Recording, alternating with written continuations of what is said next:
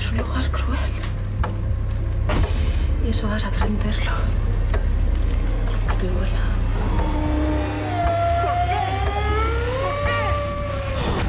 Preparaos a morir. Il y a deux films qui sont projetés ici, d'un réalisateur qui s'appelle Serrador, La Résidence, et un autre film qui s'appelle Qui peut tuer un enfant, Quien puede matar a un niño, qui a été traduit en français par Les Révoltés de l'an 2000, et qui sont des films que j'ai vus les premières fois à la fin des années 70 et qui m'ont beaucoup marqué. Je suis très heureuse d'être associée dans une programmation à ces films-là. Je trouve que c'est des films à la fois très mystérieux et très poétiques, et ça me plaît beaucoup. Le cinéma fantastique espagnol, notamment des années 70, me parle beaucoup. Dans ce film, par exemple, il y a un village blanc, et c'est un film qui se passe tout le temps au soleil, en plein jour, quasiment.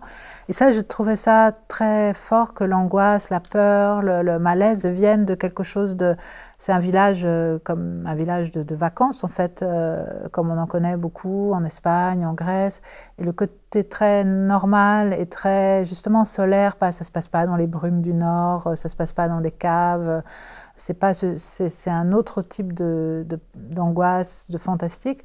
Ça m'a beaucoup marqué, et je pense que ça, justement, quand j'ai voulu faire Évolution, je me suis dit, oui, il faudrait un village blanc comme ça au soleil, et pas du tout un truc à tourner dans le Nord. Dans ce sens-là, voilà, c'était une influence comme ça. Le côté village désert, les enfants un peu étranges.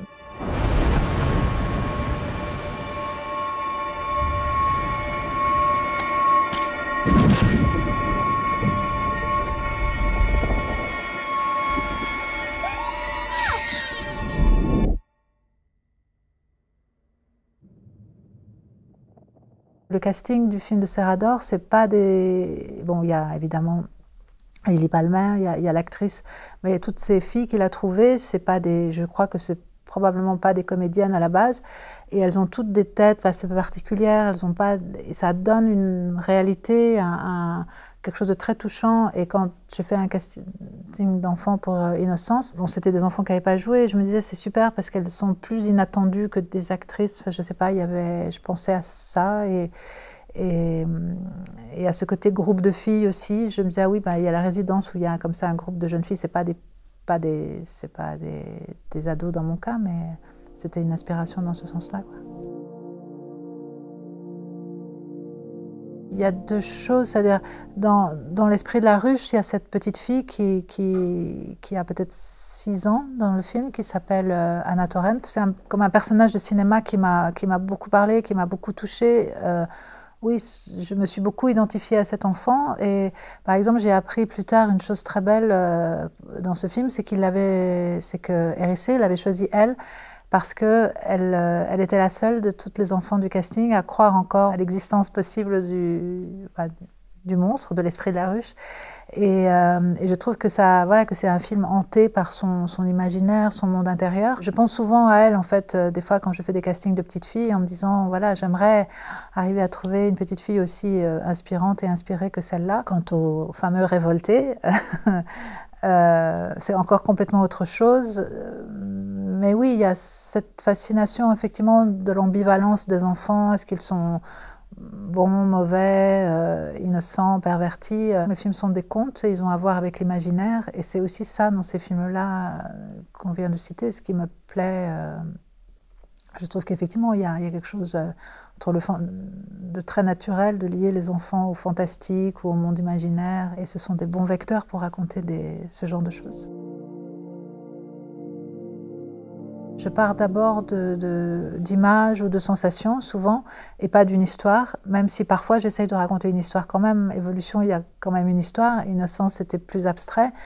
Mais ce n'est pas l'histoire qui vient en premier, donc c'est plutôt des images et des sensations. Et quand j'écris le scénario, j'essaye de trouver effectivement une narration qui permette de faire exister ces choses-là. Et du coup, c'est comme un espèce de peut-être de travail à l'envers. On part pas d'une histoire, ou on part pas d'un personnage, mais on part de quelque chose de purement visuel ou sensoriel pour arriver à créer un monde. En fait, je crois que ce que j'essaye de faire avec mes scénarios et avec mes films après, c'est pas tellement de raconter une histoire, mais c'est de créer un monde qui ait ses propres cohérences et dans lequel ces choses-là peuvent advenir, en fait. Je pense que chaque fois, c'est un peu comme si on cassait le miroir et qu'on ait réessayé de reconstruire le miroir. J'ai l'impression qu'on a ça quand on fait la préparation, quand on trouve les décors qui ne sont pas ce qu'on avait imaginé, ou les acteurs, ou c'est mieux, c'est moins bien, on ne sait pas trop.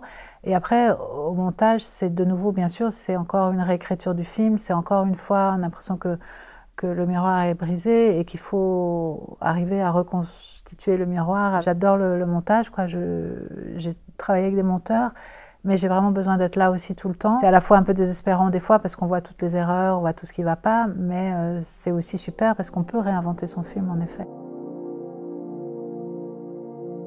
J'ai fait des études de cinéma et après j'aimais le montage, en fait, et j'avais envie de... Voilà, et il fallait que je gagne ma vie et que je fasse quelque chose qui me plaisait à l'intérieur de métier que j'aurais pu faire au cinéma. Donc j'avais envie de faire du montage et j'ai travaillé d'abord comme assistante avec une monteuse, très très bonne monteuse qui s'appelle Sabine Mamou, qui d'ailleurs a travaillé aussi avec Agnès Varda, je le dis aujourd'hui, puisque c'est un peu particulier aujourd'hui de parler d'Agnès Varda, et avec Jacques Demy. Et il se trouve que Sabine avait travaillé sur le film de Lino Brocca qui s'appelait, le titre original c'était Ora pro nobis. Ce film est un film que Lino Brocca avait fait dans la clandestinité sur des groupes paramilitaires. Donc c'était une fiction, mais sur quelque chose de très réel, donc sur des exactions de groupes paramilitaires aux Philippines. Et il avait monté le film là-bas, l'image, on devait faire le son à Paris. C'était coproduit par des Français, je ne me souviens pas très bien, je pense que c'était produit aussi par un Italien. Quand le film est arrivé en France, donc Lina Brocca n'est pas venue, je crois toujours parce que je crois qu'il n'avait pas peut-être le droit de sortir, ou il avait peur de sortir du pays, je ne sais pas en fait. Et les producteurs ont voulu retoucher le montage image. J'avais trouvé ça très particulier comme situation. Voilà, et c'est dans ce contexte-là, j'étais l'assistante de la monteuse image qui a retouché le montage du film de Lino Brocca. J'ai d'autres projets, voilà, et j'espère qu'à la fin de cette année, je pourrai tourner un nouveau film.